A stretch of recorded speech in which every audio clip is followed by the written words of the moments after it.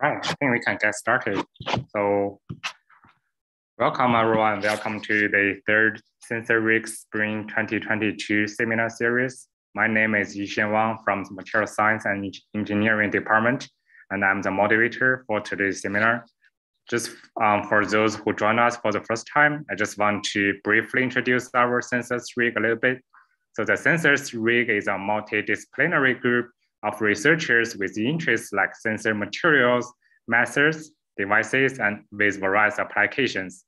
Our group provides opportunity to exchange ideas, present early findings, and explore collaborations and funding opportunities. So our goal is to connect sensor technologies and applications and to establish a connection between academia and industry. So it's my great pleasure to introduce our today's speaker, Xiang Li. Xiang Li is a third-year graduate student in mechanical engineering department at UT Austin. He obtained his bachelor's and master's degree in mechanical engineering at National Taiwan University. He currently works in Dr. Tanya Hatter's research group, and his work focuses on developing optical sensors for ethanol detection. The topic of his presentation today is quantitative characterization of a microdialysis probe using ethanol as test analyte. So for our audience, just feel free to type your question in the chat and we'll try to answer them after the presentation. Xiang, now the floor is yours.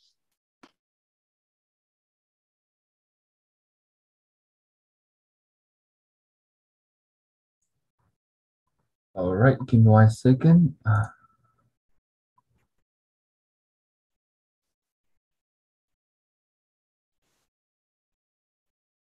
Okay, thank you, Yixuan, for your introduction. Hi, everyone. My name is Ethanol Li. I'm one of the graduate students in Dr. Potter's group. And the title of my presentation is Parametric Study of Microdialysis Probe Using Ethanol as a Test Analyte. Excuse me, Xiang, I think you're still in the presenter mode. Oh, thank you. Yeah, let me swap. Okay, perfect. Yeah, it's good. Great, thank you. Okay, so here's the outline of today's talk. I'll briefly talk about what is microdialysis, the application of this technique, and why we choose ethanol as analyte. Next, I'll briefly talk about the device we're using and the experimental setup. The results are shown in two parts, the experiment parts and numerical simulation part, which is used to supplement our experiment results. Last, I'll give a conclusion. So first, I want to talk about what is microdialysis. Basically, microdialysis is a versatile sampling technique which was first developed to monitor concentrations of biomolecule in the brain. A microdialysis probe consists of semi-permeable membrane at the tip, which is inserted into tissue of interest during microdialysis process. Small molecules can cross membrane by passive diffusion. The probe is continuously perfused with solution, and the solution leaving the probe is collected over a certain time interval for further analysis. The main advantage of microdialysis is over other technique is that microdialysis is the only technique that can be performed on conscious and freely moving animals, so that neurotransmitter level can be correlated to behavioral events. After several technical improvements, microdialysis have been applied to different tissues and sampling different analytes in different species. Currently, it's widely used in neuroscience and clinical application in brain to sample chemicals in extracellular space. Alcohol use disorder is a serious healthcare, social, and economic problem across the globe, and causes over 3 million deaths and account for over 5.1 of global economic burden each year. Ethanol can cause many adverse effects in brain, but the effect of alcohol on neural mechanisms hasn't been fully studied. There are only 3 approved medications to treat alcohol use disorder, but the effect is modest and inconsistent. To develop new therapy, it is important to monitor the ethanol concentration level to correlate the neuroactivities. Microdialysis can be a reliable method to detect ethanol concentrations in vivo, but a systematic study of characterizing the microdialysis probe is needed to better interpret the obtained data and to design an optimal probe for specific application. In this presentation, the characterization is conducted in an engineering point of view. Diffusion effect in the membrane is studied, and computational simulation is used to supplement the experiment results to give us a more complete knowledge of this technique. Here shows our probe configuration. It consists of 3 main parts: an inlet to the right, and outlet to the left, and a semi-permeable membrane at the bottom. The inlet and outlet lines are made of fused silica with 100 micrometer in diameter. The plastic tubing, steel tubing, and tape here are used to protect the fragile silica tubing. Both of the silica tubing are inserted into a porous cellulose membrane as shown in the zooming figure to the bottom right. The distance between these 2 silica lines are defined as working distance. Ethanol molecules are only allowed to diffuse across membrane in this region. Yep.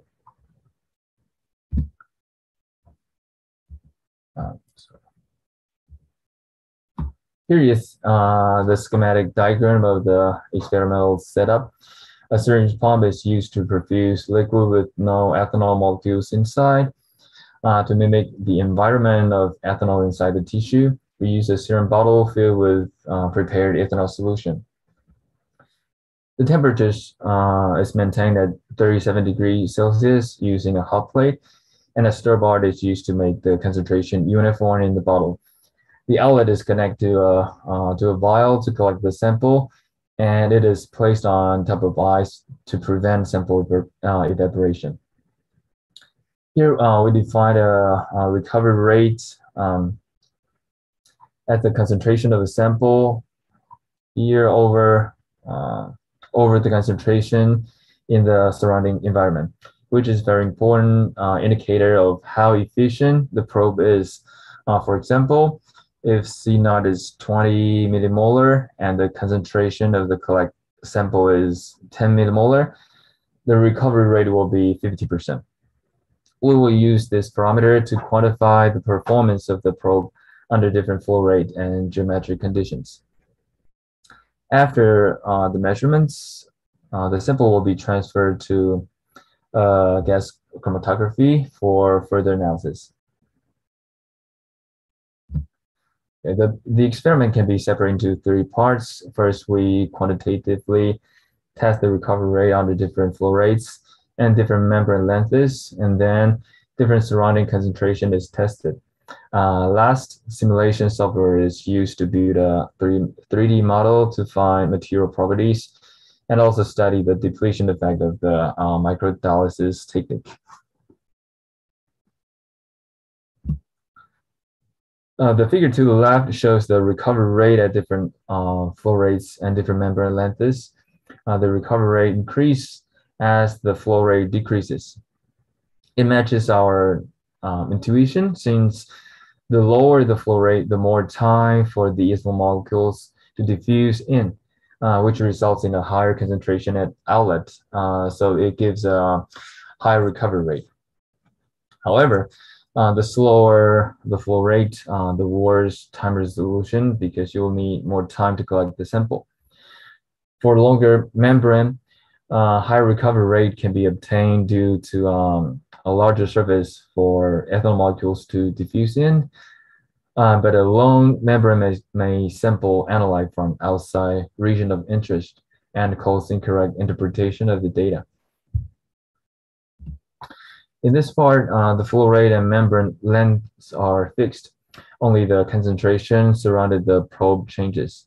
From the left figure, the recovery rate remained nearly constant. As a result, a reasonable assumption can be made to apply to both in vivo and vitro experiment that the recovery rates will not be affected significantly by the surrounding ethanol concentration within this concentration range. In the last part, capsule simulation software is used to build a 3D model using the identical parameters as we did in our experiment. It shows the simulated recovery rate at different flow rates using different diffusion coefficient of the semi-permeable membrane. Although most of the diffusion coefficient of the semi-permeable membrane is not reported from the manufacturer or in previous paper, we can use the simulated result to fit our experimental data to find a reasonable diffusion coefficient of the membrane, which is desirable for probe design optimization for a specific application. In real case, the small molecules, the concentration of small molecules near the probe region tends to be depleted due to continuous sampling, as shown in the figure to the left. The recovery rate dropped nearly 40% after 10 minutes.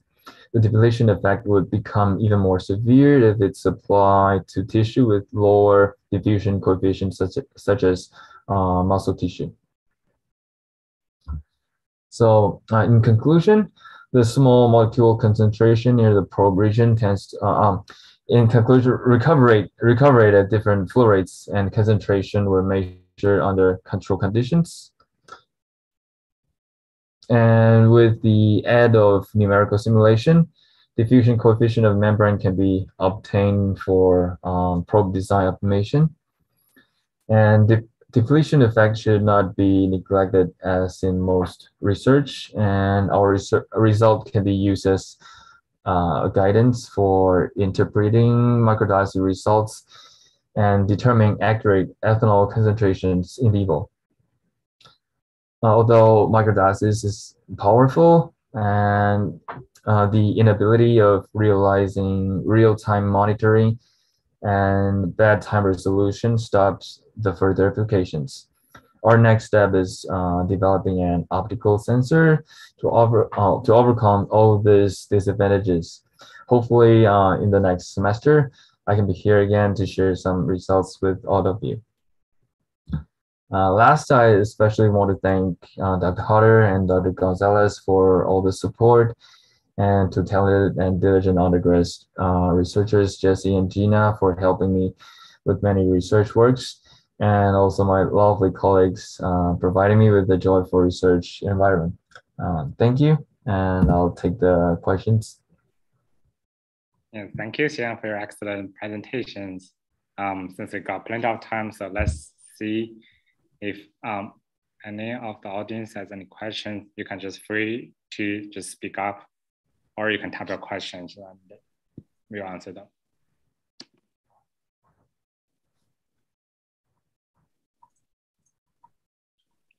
Okay, maybe I can start first. So basically, when you're talking about like membranes, right? So what is the materials of your membranes? And do you study any parameters, for example, your permeability, like your porosities,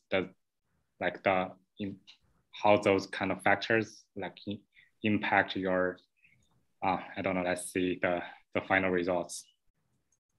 Okay, yep. Okay, the first question, the membrane is made of cellulose. It's a cellulose membrane. The pore size is around 2 nanometer to 5 nanometer, and we use BT methods to characterize the pore distribution. And for our results, because we just use one analyte ethanol, since ethanol is quite small, so they will just diffuse through the membrane, and we cannot see because we didn't do many multiple analytes. So in this research, we cannot see any effect on the choice of membrane. So did you synthesize this membrane yourself, or you just provided by some like? Oh yeah, we just available, or yeah, it's commercially available. Okay. I think we got a question from audience. So, Nora, would you mind just reading out the question? Okay. What's stopping you from increasing recovery more than 19%? Basically, the recovery rate. Let me switch to this one.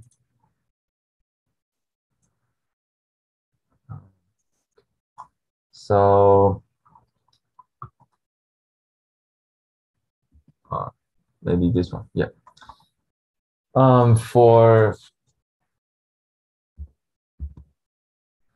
our recovery rate, because we need time for ethanol molecules or analytes to diffuse into the membrane, and we'll bring them to the outlet to for further analysis.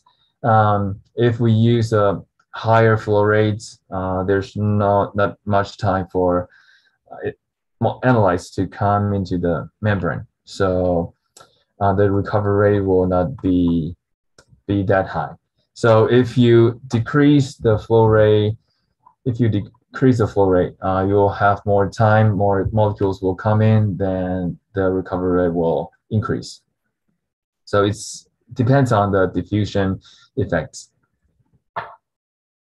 Thank you. Yeah. I think I just have another question. Since you mentioned like for other kind of molecule, for example, the glucose, can you able to monitor them like using the same configurations, or you have to do something different? Yeah, that's a good question. I think we can monitor glucose using this setup as well, but yes, we can do that. But we need to find a way to actually measure. This is only the sampling technique, and I'm not really sure glucose is. We can use GC to analyze glucose, but we can use other analytical methods to analyze the sample you get. But it's doable, and I think in previous study people have done this before. But I think to get the best data, I think we need to optimize the probe, just like knowing more about the diffusion inside the probe. So that's why we did this research. All right, thank you. So does anyone have more questions?